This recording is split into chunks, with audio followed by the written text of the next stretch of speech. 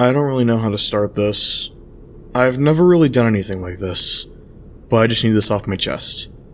At the very least, I'll be able to refer back to this post if things get even worse.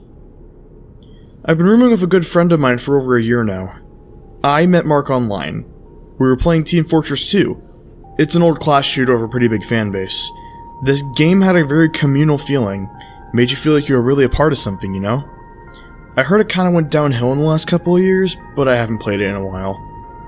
Mark and I pretty much became best friends on there. We both had the same shitty sense of humor, we liked the same YouTubers, and we both hated pyro players. Plus, I'm pretty sure neither of us had many friends in real life. He was basically my best and only friend for a couple years. We both grew up and met new people, but we always stayed in contact via Steam. So when we both realized we'd be studying in the same area, we decided to room together. And that's where I've been living since like 2023. I promise it's all relevant to what's been happening. So a few weeks ago I came home to the apartment after a pretty late shift at my job. Between all the fees and my half of the rent, I kinda need to take what I could get. It was a shitty, rainy night and I just wanted some peace and quiet. I found Mark in his room playing TF2. I hadn't touched a game in forever, but it was still his favorite game to play, and I had no idea how he found the time. I gave him a half-assed "how was your day" and hunkered down on my own PC so I could get one of my assignments done before hitting the hay. Now about 5 minutes later I suddenly got a notification on my screen. Hey! Mark was messaging me on Steam. This game sucks ass. Now frankly I was bored as shit and about ready to throw being productive out the window entirely, so I shot him a text back. I know, that's why you play it. We may be roommates, but I like to think sending Steam DMs to your friend who's 2 rooms over is normal for our generation. Can't play this alone. Hop on with me. Now, I would have been down for a game anytime. I was going to be busy the next morning, and we'd be spending hours in game at least. I lacked the willpower to quit playing, and Mark sure as well wasn't going to stop me. I couldn't get carried away. Can't. Gotta study. Coward. I thought about going on Do Not Disturb, but decided against it.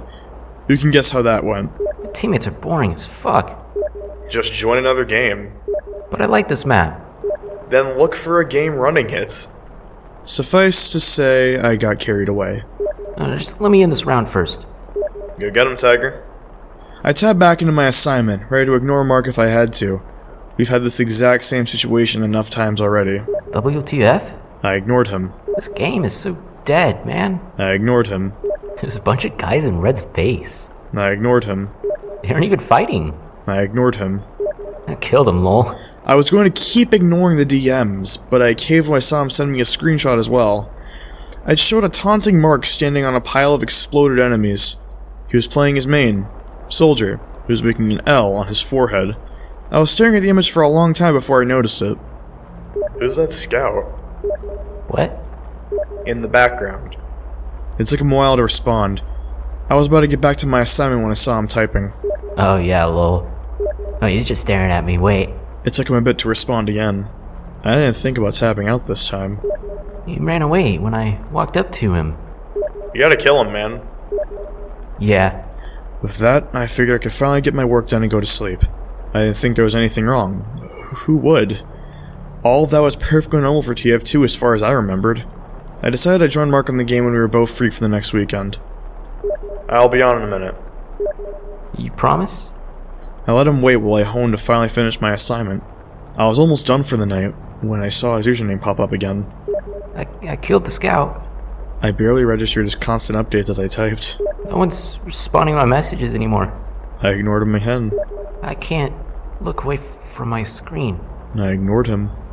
They're all staring at me. Only after I did a double take did I bother to tab back into my Steam client again. I had to process what he was saying as I reread the message a couple times. I had no clue what he was trying to tell me. Mark had never acted this way before. You okay, man? I waited a solid minute or two, but no more messages came in. It was tripping me up so bad I needed a moment just to remember that we were literally in the same apartment. Just 2 rooms apart. I was a little nervous to go over and check on him.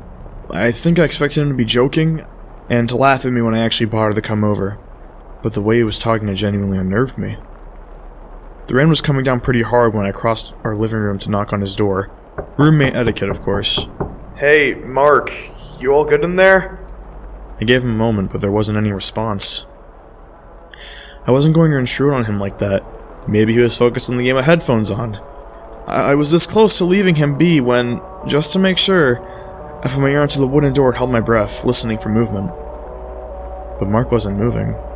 He was gasping and choking, weakly, quietly struggling for air. I didn't know what was going on, or whether or not to call an ambulance as soon as possible. Instead, I tried the door handle. It was unlocked. I barged in immediately. Mark was at his desk, sitting straight with his hands on his keyboard and mouse. All the while, his body was spasming violently. It's what I would imagine a death on the electric chair would look like. I still feel nauseous thinking back on it, because he wasn't screaming. He was just gagging quietly while his body convulsed. I ran up to him. For whatever reason, I held his shoulders, trying to steady him. I had no clue what was happening, or what I was supposed to do to help him. Looking down, I saw everything from his shirt to his keyboard was speckled with blood. I thought he'd somehow cut himself, but no, it was choking him. He was choking on his own blood. It kept coming as he writhed in what I presumed to be immense pain. I think he was crying. I was panicking, yelling at him to talk to me. He wouldn't budge when I tried to move him. When I lifted his head to look at me, it just fell back limply. The blood he was coughing up splattered across my face and made me take a step back. I held back the urge to vomit when I looked back at Mark. He was looking up at me. I could see his eyes now. They had clouded over, like awful cataracts, gushing tears while he tried to speak through all the blood. Seeing his hands still locked up, clutching at his computer, I went to grab his wrist, but they wouldn't move. They just wouldn't move. It was like Mark was trying to keep his hands in place, and I couldn't overpower him no matter how I tried. I could have sworn, when I touched his hands, there was a voice whispering behind me. I looked back at him just as he managed to choke out a single sentence, spewing more fresh blood across us both.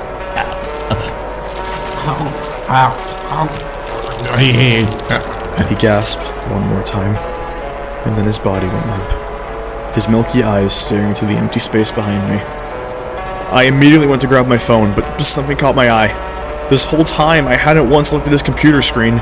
I was so distracted with helping Mark.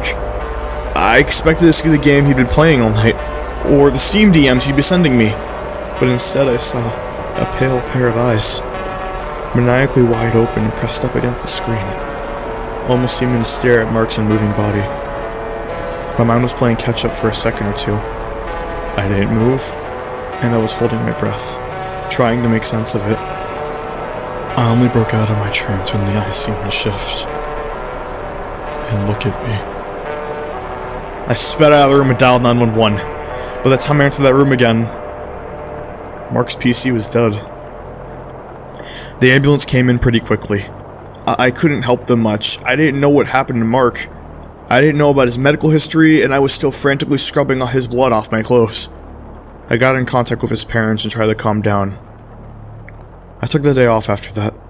I had to know what happened to him. Mark's parents were already at the hospital. They told me he dipped into a coma. Something about pre-existing conditions? I really don't remember. It didn't look like he'd be waking up anytime soon. I tried to tell him what I saw that night. I tried to explain what had happened, but what was I supposed to say? That his computer tried to kill him? It's so fucking stupid! So I left. I think they blame me for what happened. Didn't they have a point? I could have acted faster, called for help immediately instead of wasting time. I tried to put it behind me, really. My parents shouldered Mark's half of the rent so I could find a new place. I focused on college. I worked overtime. I tried to go back to normal. That's what you're supposed to do, right? I was the crazy one, right? I had a bad experience. I was seeing shit. I really tried to get back to normal. I am moving out this week. I found a cheaper, shittier place in another part of the city. I'm doing fine with college. I'm making enough money to cover the new rent. I was dealing with it well enough. I was never going to write about any of this. A couple of days ago, I had some free time. I was thinking about what happened with Mark, so I decided to play some TF2 again. For his sake. The game looked different from what I remembered. It had been a while. I hopped into a match and just messed around for a bit. The map was Nucleus, and honestly I had a good time. I got to blow people up, get backstabbed, fall into the hole in the center of the map. It was like I was remember it being back in the day. It felt natural to keep playing. That was until I saw a familiar red soldier looking at me from around a corner. He had Mark's exact loadout. and he was standing perfectly still, staring at me. I checked the scoreboard and found Sigismund0, Mark's Steam username. The game had suddenly gone dead silent.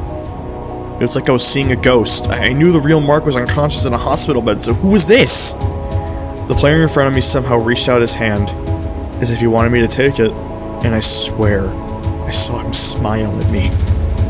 A notification popped up in the corner of my screen. You promise? It was a Steam DM from Mark's account. You promise? I tried to blink, but I couldn't close my eyes. Promise. I tried to pull my hands off my keyboard and mouse, but it felt like something was holding my wrist in place, forcing me to keep playing. My whole body felt paralyzed, locked into place. Instead of letting go, my in-game character walked back. I dropped into that hole in the center of the map.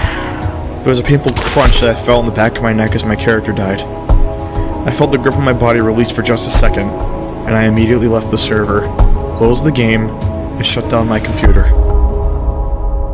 I haven't told anyone about this. What the fuck am I supposed to say?